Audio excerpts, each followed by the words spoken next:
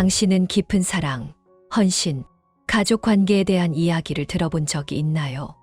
오늘은 조금 특별한 이야기를 들려드리려고 합니다.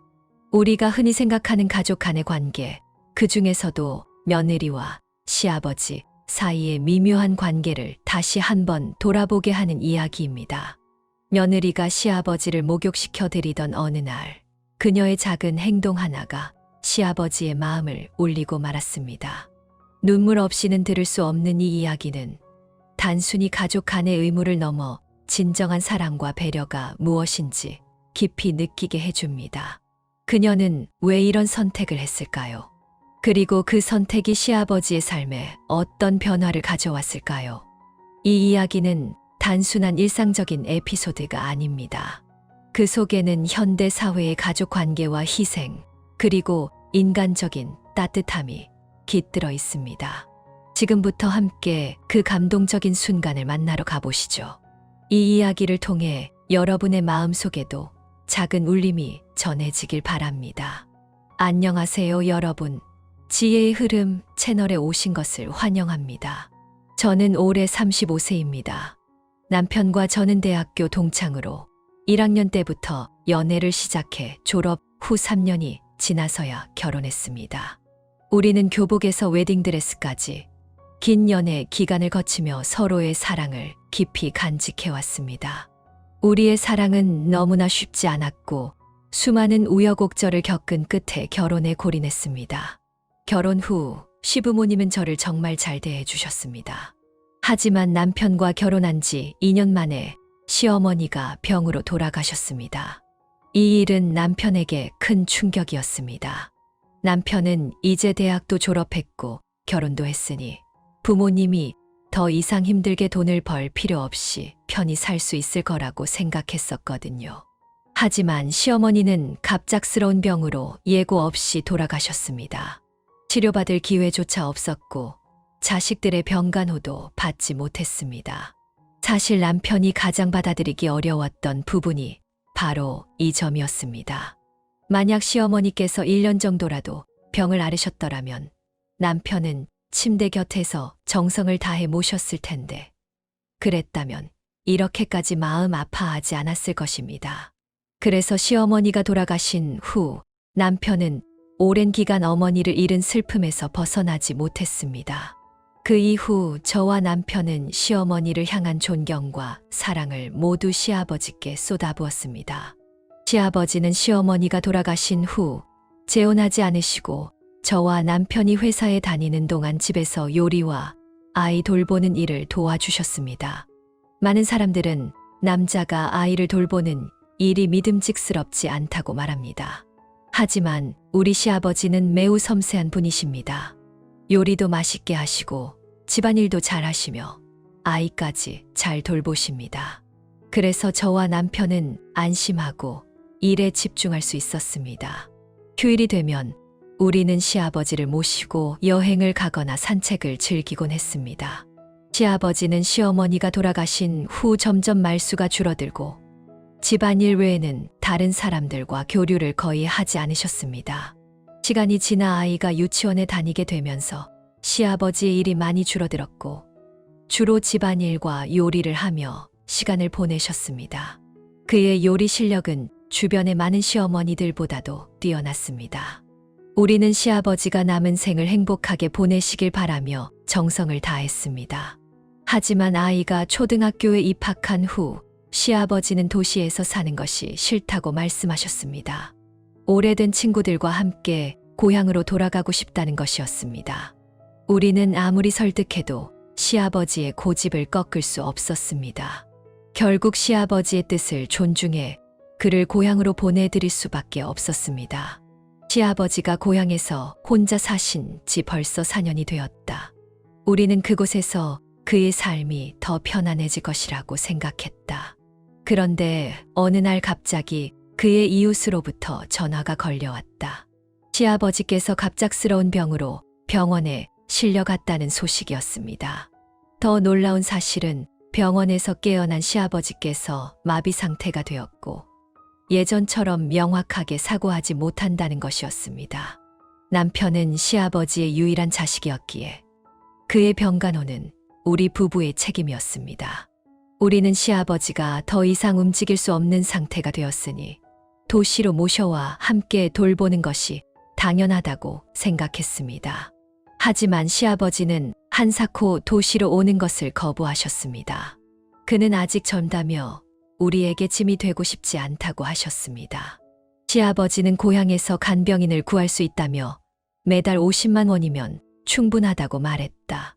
하지만 남편은 시어머니의 일로 인해 더욱 단호했습니다.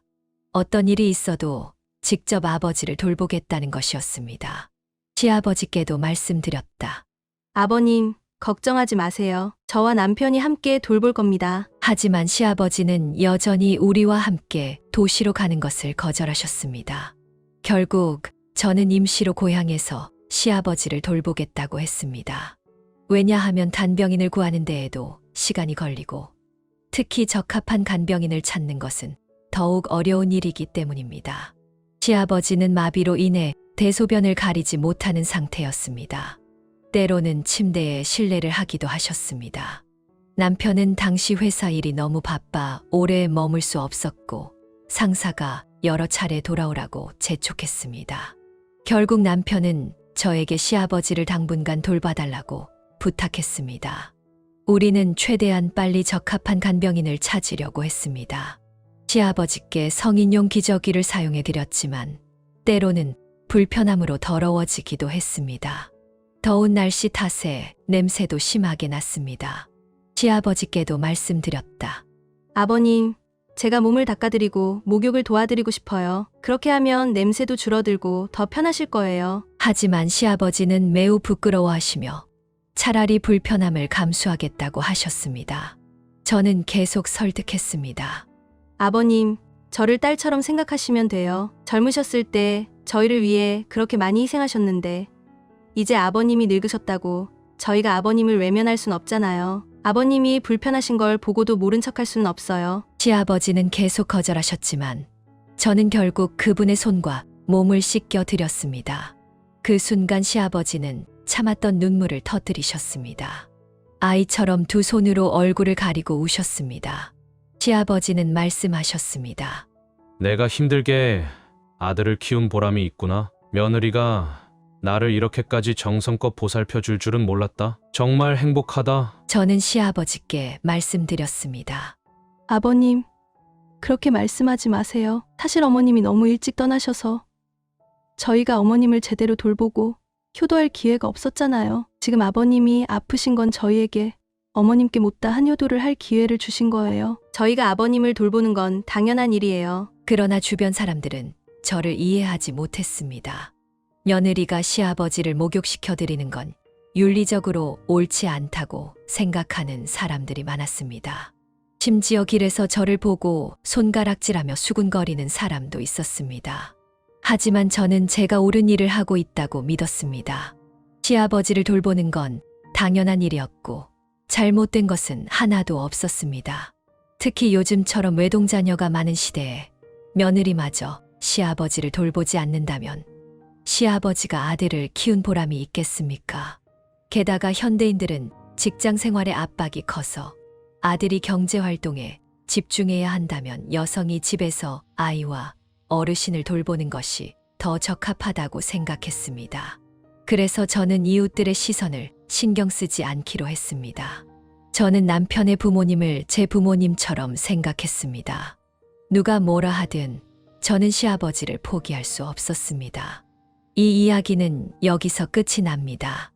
여러분은 며느리가 시아버지를 돌보는 것이 옳다고 생각하시나요?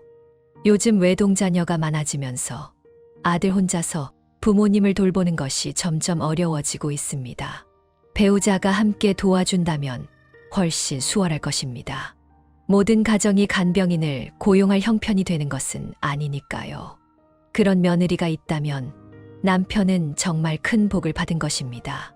시아버지와 시어머니가 며느리를 딸처럼 생각해 준다면 며느리도 그들을 부모님처럼 생각하며 돌볼 것입니다.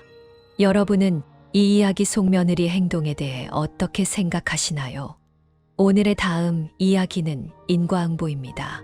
선악은 반드시 보답이 있습니다. 언제나 원인과 결과는 공정한 재판관처럼 편향되지 않습니다. 고대의 선을 행하면 선한 결과가, 악을 행하면 악한 결과가 있다라는 말이 있습니다. 불교에서는 이 세상에서 가장 강력한 운명 결정자가 바로 업보라고 합니다. 우리의 운명은 결국 우리 스스로의 업보에 의해 결정됩니다.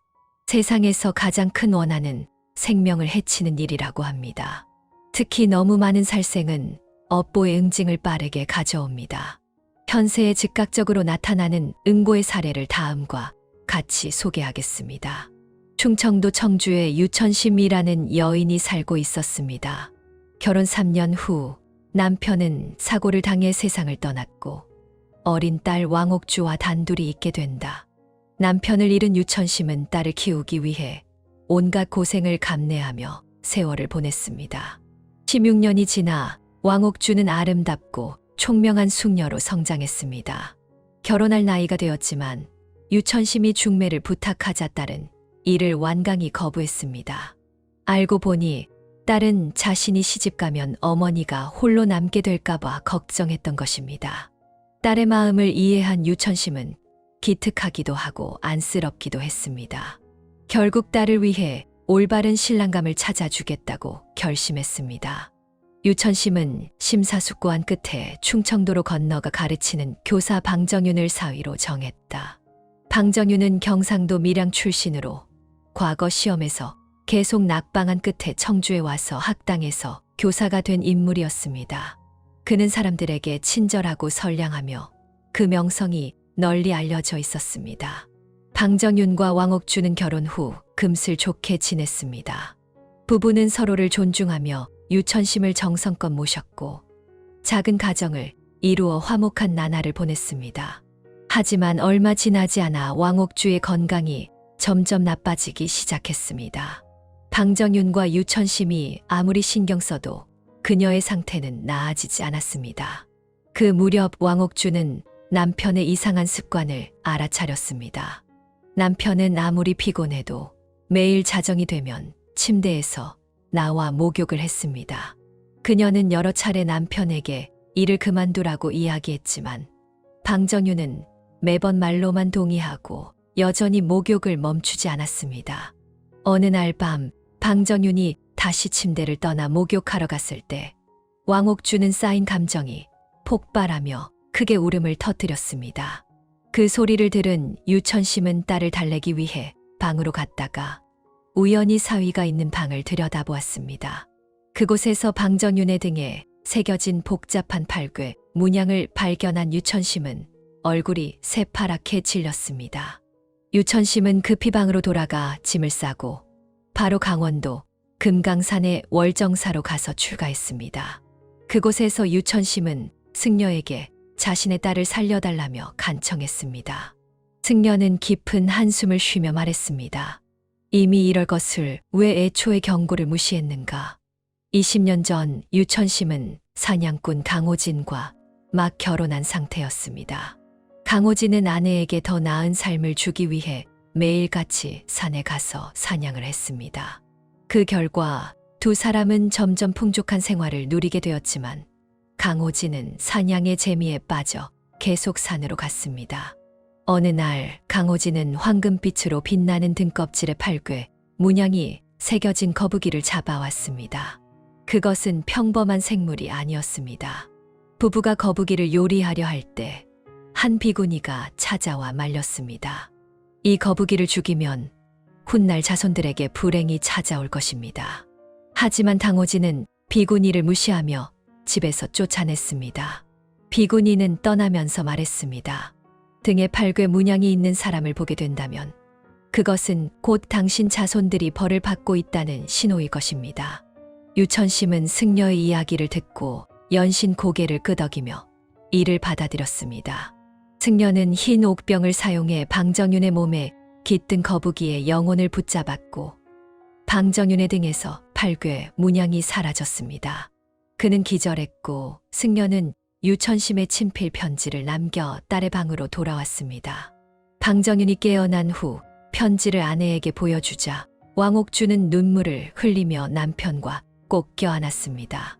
그녀의 건강은 서서히 회복되었지만 평생 병을 앓으며 고통 속에서 살아가야 했습니다. 불경에서는 선악은 각각 그에 맞는 보답이 있으며 살생은 모든 악업 중 가장 무겁다라고 말씀하셨습니다. 살생은 모든 생명에 고통을 주며 이는 곧 스스로에게 되돌아옵니다. 살생을 저지른 자는 다음과 같은 업보를 받습니다. 여러 생에 걸쳐 단명하게 됩니다. 끊임없이 두려움에 시달립니다.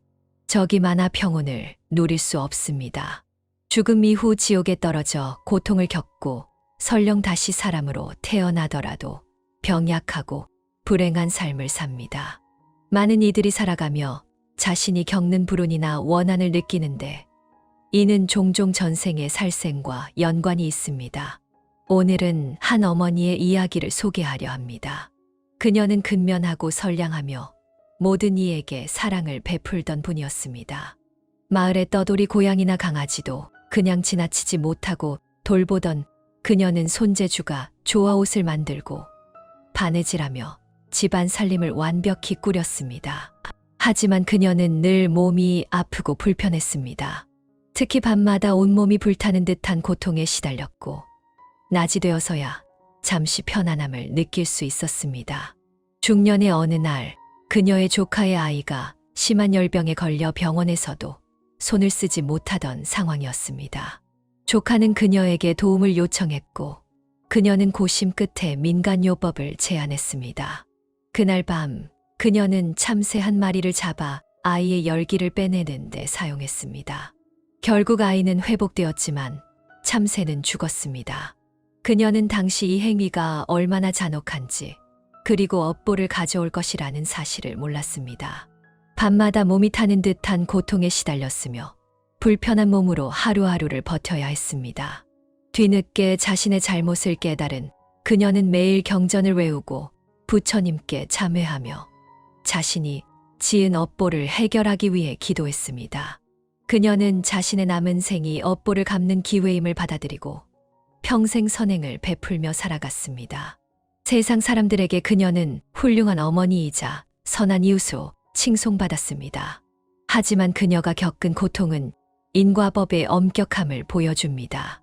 인과의 법칙은 단순히 사람에게만 적용되지 않으며 모든 생명과 만물에 영향을 미칩니다. 사람은 때로 자신이 악을 행했음을 알지 못합니다.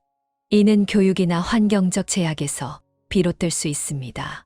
하지만 선악의 보답은 언제나 공정하며 우리의 의지와는 상관없이 정확히 되돌아옵니다. 불교의 가르침처럼 우리는 인과를 두려워하고 악을 멀리하며 선을 행하는 삶을 살아야 합니다. 그렇게 할 때 고통의 굴레에서 벗어나 진정한 평온과 자유를 누릴 수 있을 것입니다.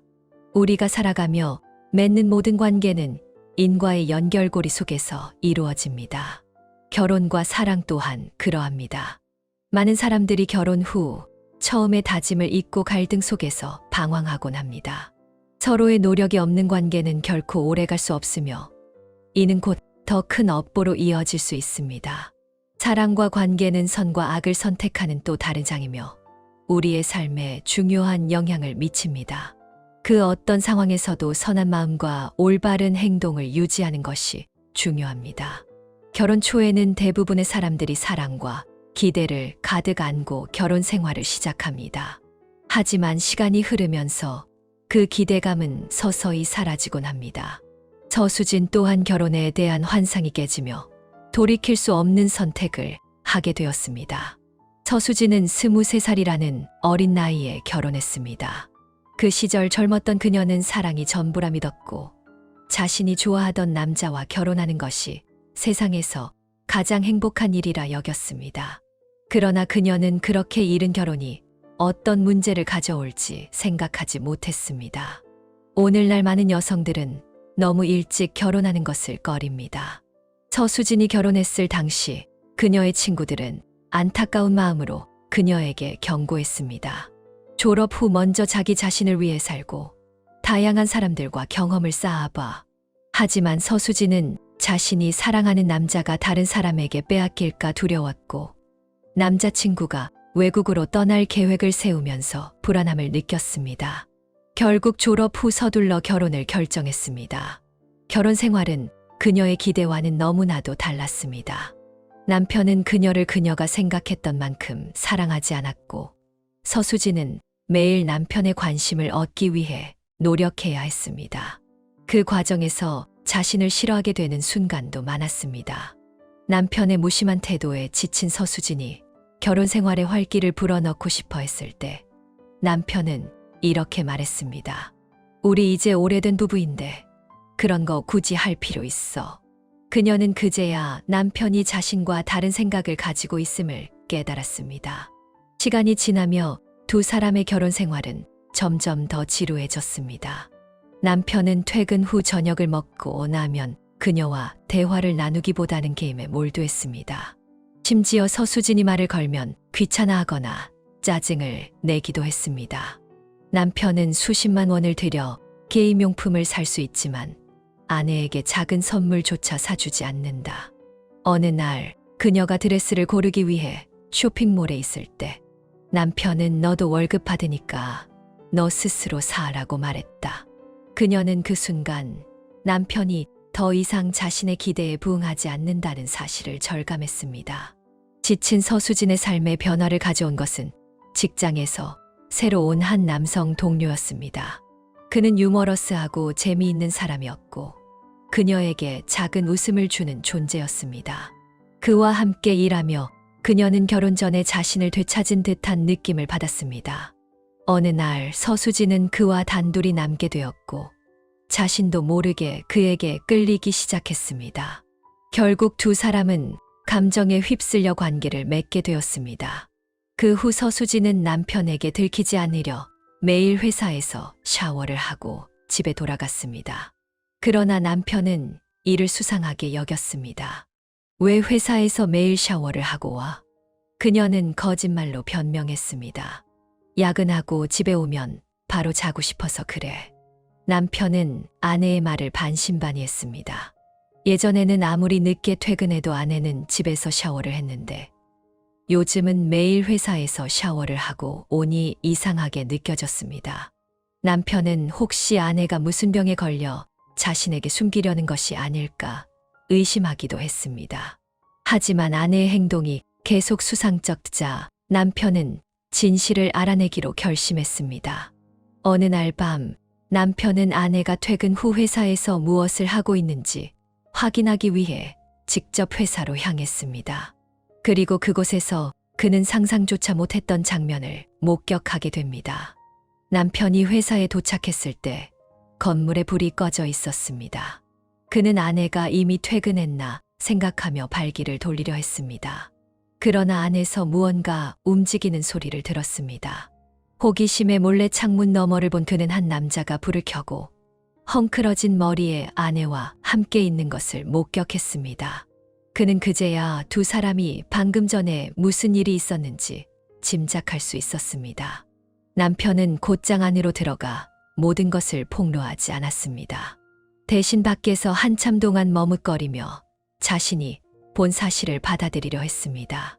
남편은 자신이 이렇게 사랑했던 아내가 어째서 자신을 배신했는지 이해할 수 없었습니다. 결혼 생활 동안 자신은 아내에게 최선을 다했다고 생각했는데 왜 이런 일이 벌어졌을까? 그는 아무리 생각해도 답을 찾을 수 없었습니다. 아내가 집에 돌아오자마자 남편은 참아왔던 감정을 폭발시켰습니다. 어떻게 제게 이러실 수가 있어요? 아내의 뺨을 때린 남편은 분노에 차 소리쳤습니다. 당신이 저에게 무슨 짓을 했는지 알아요. 서수진은 남편의 말을 듣고 놀라지 않았습니다. 대신 그녀는 숨을 깊이 들이마시며 담담하게 말했다. 그렇게 됐군요. 차라리 잘 됐네요. 이제 더 이상 숨길 필요가 없으니까요. 아내의 차분한 태도는 남편을 더욱 당황하게 만들었습니다. 아내는 냉정히 대답했습니다. 좋아요. 이런 결혼 생활을 더 이어가는 게 무슨 의미가 있겠어요? 남편은 울분을 터뜨렸습니다. 저를 사랑한다고 하셨죠. 전부 거짓말인가요? 아내는 말했습니다. 맞아요. 예전에는 당신을 정말 사랑했죠. 하지만 그 사랑도 당신의 무관심 속에서 조금씩 식어갔어요. 당신은 내가 계속 노력하는 걸 당연하게 여겼지만 사랑은 쌍방향이어야 하는 거예요. 혼자만 노력하면 결국 지치고 말죠. 두 사람은 서로 쌓인 감정을 터놓으며 큰 싸움을 벌였습니다. 결국 남편은 8년간의 결혼 생활을 끝내기로 결정했습니다. 서수진도 이를 받아들였습니다. 둘은 이제 이 결혼이 더 이상 의미가 없다는 데 동의했습니다. 이 이야기는 결혼 실패의 슬픔을 보여줍니다. 많은 사람들은 서수진의 외도를 그녀의 잘못으로만 생각할 수 있습니다. 하지만 남편 역시 그녀가 외도에 이르기까지 무관심으로 일관하며 잘못된 행동을 했습니다. 사랑은 혼자만의 노력으로 이루어질 수 없습니다. 상대방을 소중히 여기지 않는다면 언젠가 그 사랑은 떠나가고 말 것입니다. 결혼을 결심하기 전에 우리는 스스로 준비가 되어 있는지 돌아봐야 합니다. 그리고 결혼 후에도 사랑과 관심을 유지하기 위해 꾸준히 노력해야 합니다. 좋은 관계는 서로의 노력과 헌신으로 유지됩니다. 이 점을 잊지 마세요. 오늘의 이야기는 여기까지입니다. 오늘의 이야기가 여러분에게 감동을 주길 바랍니다. 지혜의 흐름은 매일 새로운 글을 전해드리며 여러분이 매일 새로운 깨달음을 얻길 바랍니다. 시청해 주셔서 감사합니다. 다음 시간에 다시 만나요.